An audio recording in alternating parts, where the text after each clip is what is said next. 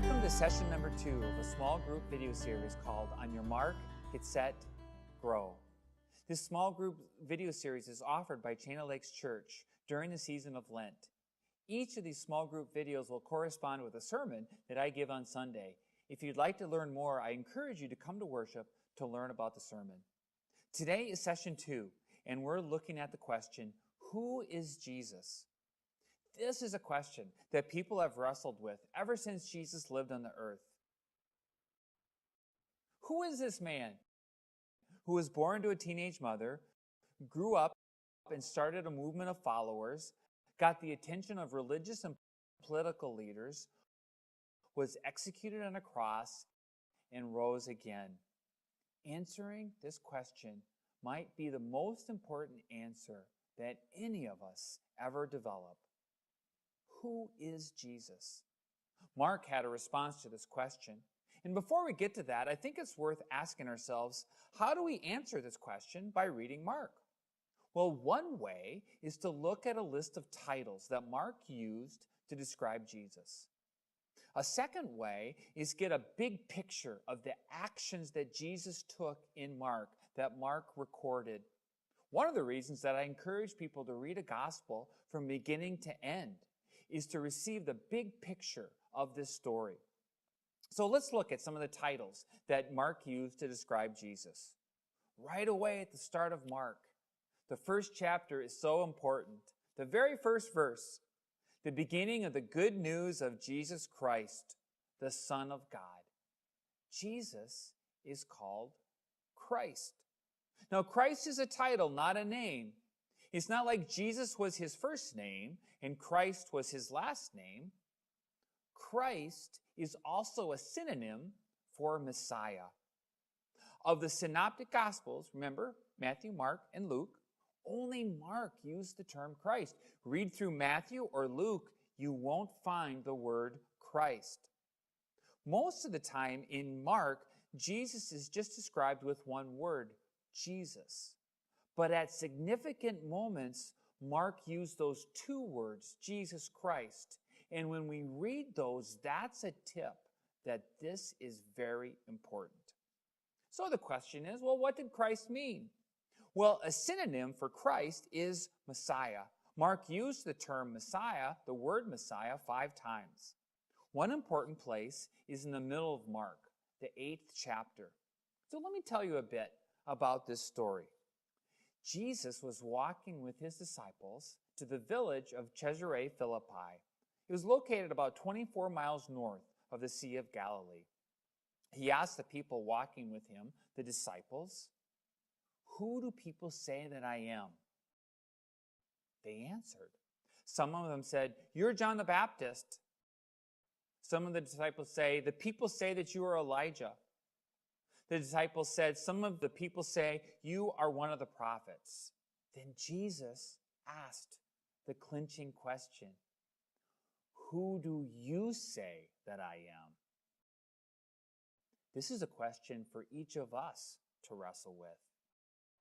Who do you say that I am? Who is Jesus to you? Peter answered the question. You are the Messiah. You're the Christos. A final very important place that Jesus is called Messiah in Mark is near the end of his book. It's at the trial of Jesus, the 14th chapter. This took place on Thursday of the last week of the life of Jesus.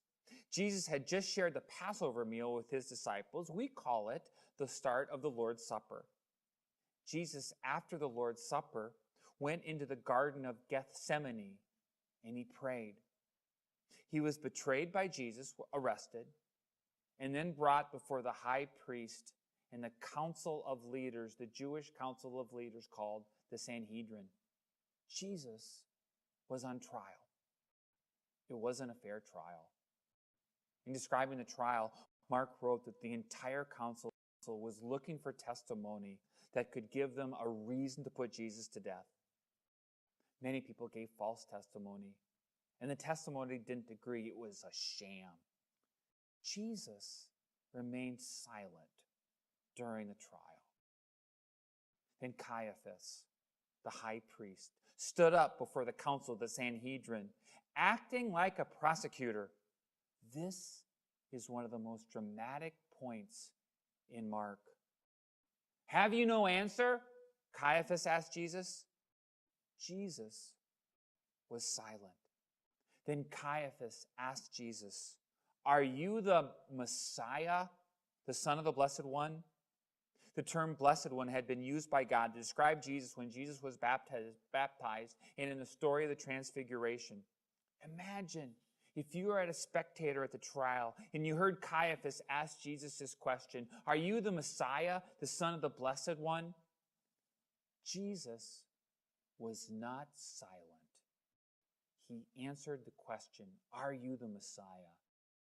He said, I am.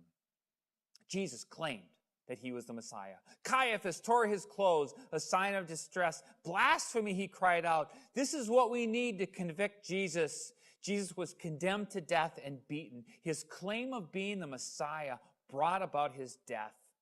Mark wanted to show this to the people who read his story. So who is Jesus in Mark? He is the Christ, the Messiah.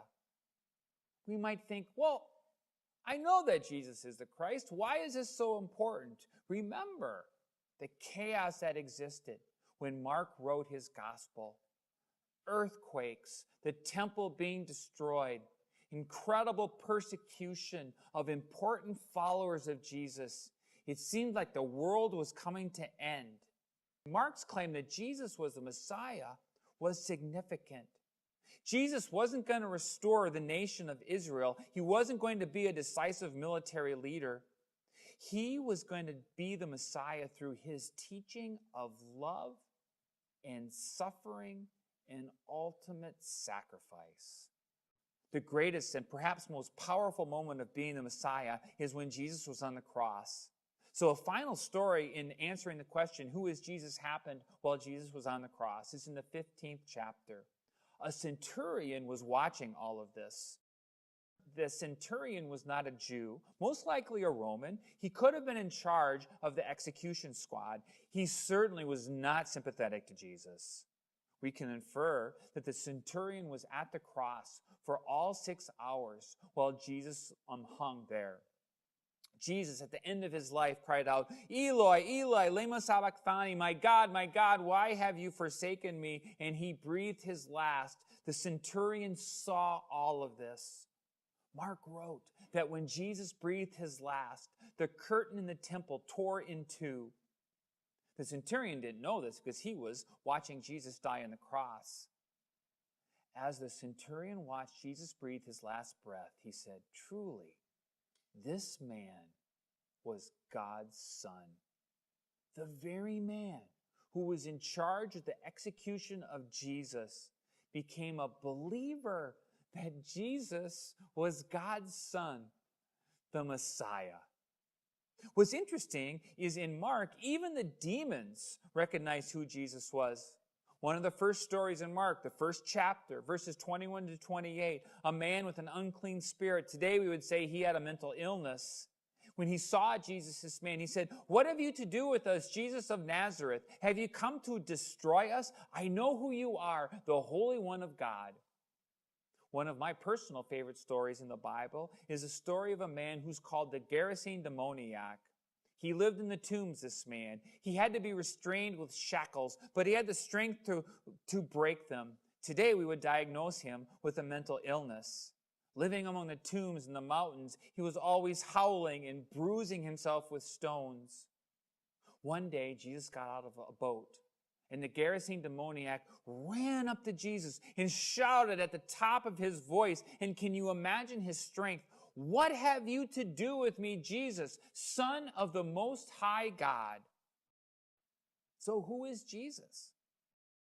If Mark walked into this room or the room where you are, and he was asked this question, I would think he would say that Jesus is the Messiah, the Christ, the Son of God. Jesus represents an alternative to the chaos that people saw around them. So why is this important for us, those of us who are living almost 2,000 years later? Well, to say that Jesus is the Messiah gives Jesus a unique authority for our lives. Jesus is the best representation of God on the earth. In the church, we call Jesus fully God and fully human. And we would say that we are to love just as Jesus did. Love God with all of our being and love our neighbor as ourselves. So Mark, in answering this question, shows us how to live. He showed his readers in the first century when the world was falling apart, and he shows us in the 21st century how to live amidst the chaos we see around us.